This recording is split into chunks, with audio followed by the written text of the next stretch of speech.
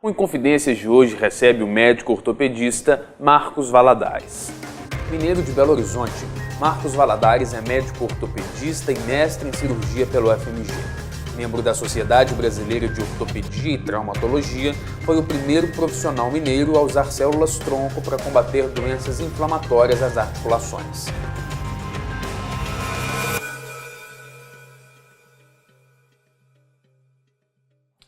Dr. Marcos Valadares, seja muito bem-vindo ao Inconfidências. Muito obrigado por nos receber aqui no Núcleo de Ortopedia e Traumatologia. É um prazer conversar com o senhor.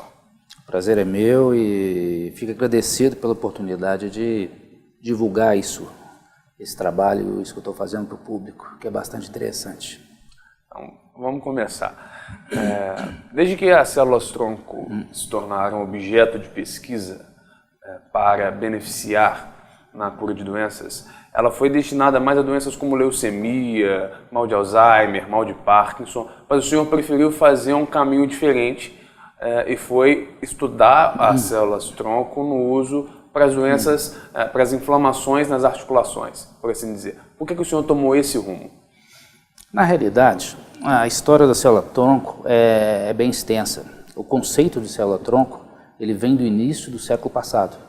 Só que aquela coisa, você descobre um brinquedinho diferente e não sabe o que vai fazer com aquilo, porque existe um buraco no conhecimento muito grande. E ao longo do século, isso foram agregando o conhecimento. No início dos anos 80, é que os cientistas foram para o laboratório realmente estudar célula-tronco, estudar citocinas, que são pequenas mensagens que as células trocam uma com a outra. E durante 10 anos, isso tudo foi mapeado. Essas mensagens aí começou a crescer.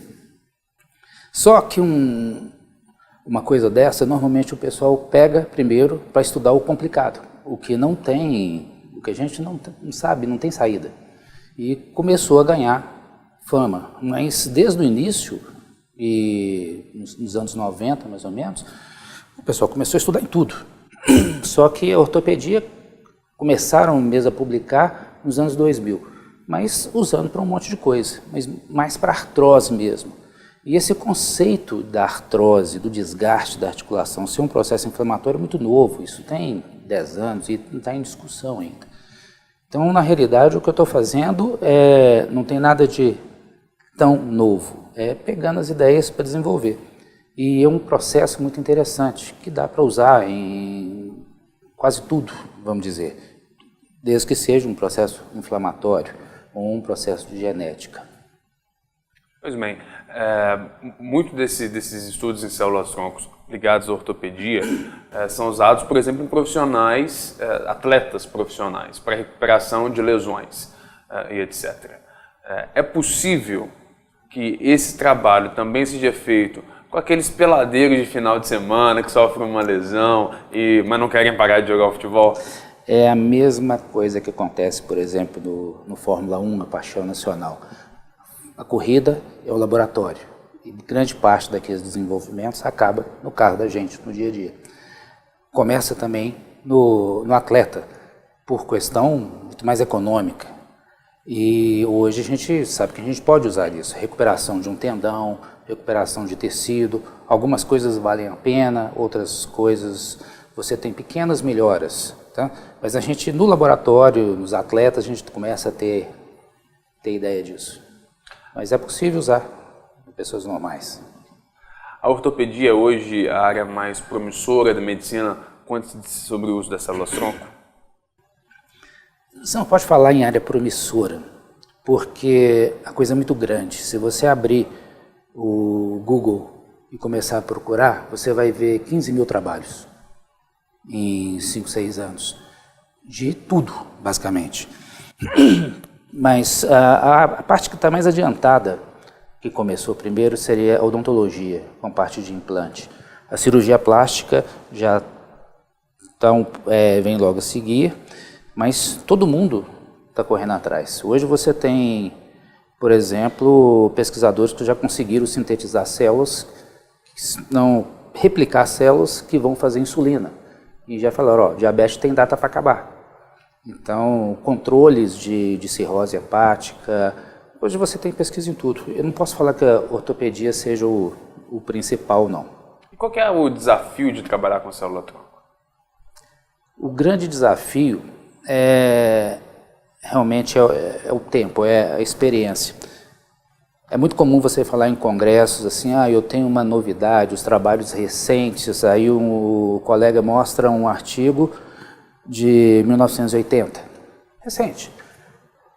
A última aula que eu dei, mostrei trabalhos que foram publicados em 2014 e em janeiro de 2015, ou seja, foi ontem. Então, a experiência mundial ainda é restrita. E a gente sabe hoje o que funciona, o que não funciona.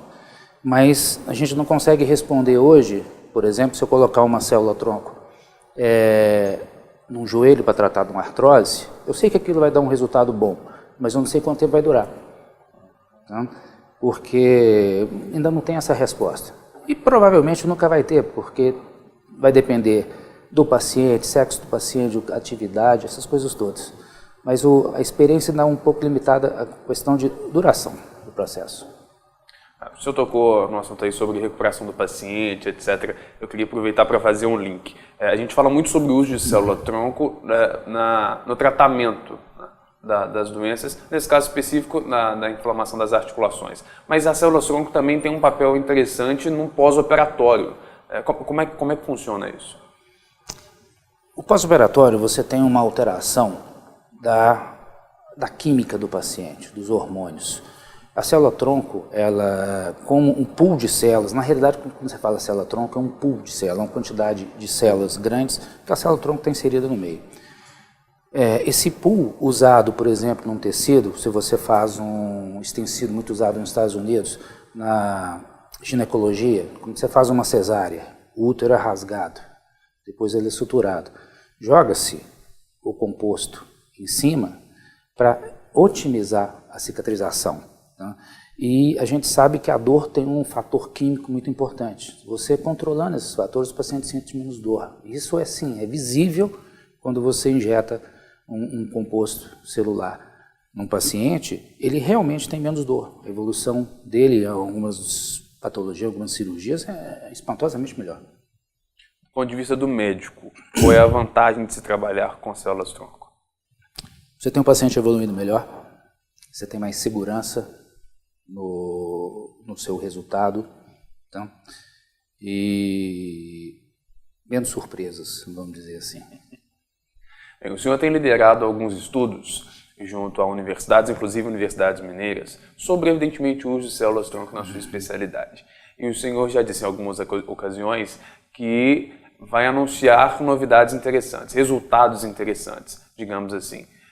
Dá para antecipar algum desses resultados? Bom, nós fechamos com alguns pesquisadores em Salvador, e em Salvador já existe um pesquisador que já trabalha com quadril há bastante tempo, a gente deve trabalhar junto. Juiz de Fora tem um laboratório muito bom e pessoas querendo desenvolver isso, nós vamos trabalhar juntos.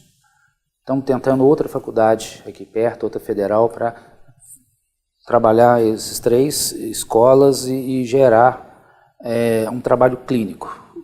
Medicina hoje, o foco da célula-tronco já deixou de ser o laboratório e a pesquisa em animal. Desde os anos 2000 já existem dezenas de pesquisas em seres humanos, com resultados muito bons.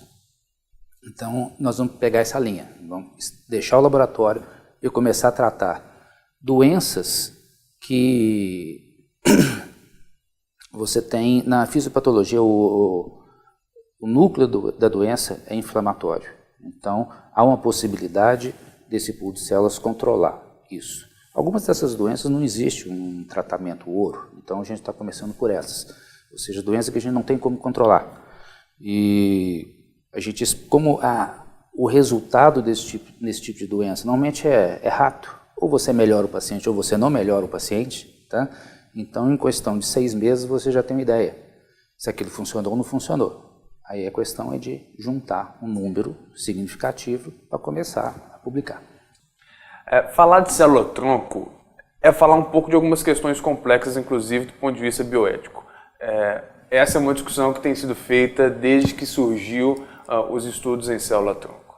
Pensando nisso, primeiro, ainda existem esses desafios éticos quando se fala em pesquisa de célula-tronco?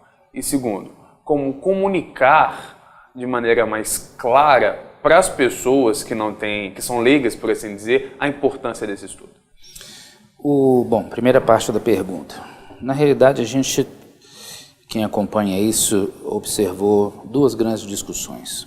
Primeiro, se o trabalho com célula-tronco não estimularia a produção de tumor, já que são células que se dividem muito. E segundo, a questão ética. A questão ética, ela praticamente está resolvida. Por quê? Você vai retirar essas células-troncos de vários lugares. O primeiro lugar que foi pensado foi justamente o embrião. Aí vem a grande discussão. Quando é que o embrião é um ser humano? Entendeu? Essa célula, ela tem uma capacidade de replicação fabulosa. Ela vira qualquer coisa e se transforma sem interrupção, né? A partir do momento que as pesquisas foram avançando, o foco saiu do problema da célula embrionária, porque tinha que arrumar alguma célula que pudesse replicar que não fosse problema. E caiu na célula tronco ou célula mesenquimal adulta. São células que você tem aos milhares no seu corpo e que elas têm a capacidade de replicação. O problema delas é que a replicação não é infinita. Ela pode ser replicada poucas vezes, mas ela tem capacidade de virar determinado tecido. Então você tem uma célula A que pode virar osso, tendão, tá? Cartilagem, e você tem uma célula B que pode virar tecido hepático, tecido de coração, tecido neurológico. Essa célula não tem essa discussão ética, porque eu posso tirar seu sangue ou dar uma espetadinha no seu osso, tirar lá dentro ou na sua gordura, acabou, não tem discussão. Isso não vai virar um ser vivo, tá? Então, essa discussão acabou. O grande problema é que algumas coisas que a gente tem na cabeça, eu não, mas tem gente do laboratório, eles precisam de uma célula mais potente. Então, essa discussão é uma discussão para ser resolvida no futuro. Essa eu estou longe dela, não é o que eu abordo. Outra questão é a questão do tumor. Essas células embrionárias, elas têm a capacidade de agir sobre o tumor, assim, podendo em alguma situação aumentar o tumor. A célula adulta, ela não tem esse problema. Já existem trabalhos com 10 anos de infiltração, nenhum paciente desenvolveu tumor. E ela por não ser uma célula de replicação, assim, sem limite, a coisa é contida. Então você não corre esse risco. A comunicação tem que ser via imprensa, porque um editor de uma revista muito importante de célula-tronco nos Estados Unidos falou que a célula-tronco hoje, ela mexe com o imaginário da pessoa, tanto com o cientista, que não vê limite no que ela pode fazer, quanto na esperança de quem tem uma doença de poder ter isso resolvido. Tá? E hoje nós estamos na fase de expansão de conhecimento. Aí entra a imprensa, começar a trabalhar o processo e as pesquisas aprofundando a experiência para a gente saber os limites. Tá? A gente já sabe de muita coisa, mas tem que avançar um pouquinho mais. Pensando do ponto de vista da pesquisa em medicina, investe-se o suficiente no Brasil? A medicina hoje tem o valor que lhe é devido? Investe muito pouco. Investe muito pouco. Mas isso é uma coisa cultural. Nunca sobrou muito dinheiro para as faculdades. Agora teve um corte de 30% nisso. E pesquisa precisa de dinheiro. Então, é caro manter um laboratório. Um laboratório para mexer com célula-tronco é um laboratório caro. A Anvisa exige um monte de equipamentos, de protocolos de segurança. Isso é muito caro. Então, o Brasil tem limitações muito grandes, né? E muita coisa que é produzida a nível de laboratório clínico é por ação e desempenho do próprio pesquisador. Ele se vira, vai arrumar recurso ou banca o próprio trabalho. É possível fazer alguma comparação com outros países que pesquisam medicina de maneira mais sistemática? Em que patamar o Brasil está? Aqui, lá embaixo. A questão é que existe, eu acredito que seja por ação mais política, uma coisa de desmembrar a faculdade da iniciativa privada. Os locais onde as faculdades podem trabalhar junto com a iniciativa privada, há um desempenho de pesquisa muito grande, porque uma, logicamente, vai aportar recurso, mas quer retirar.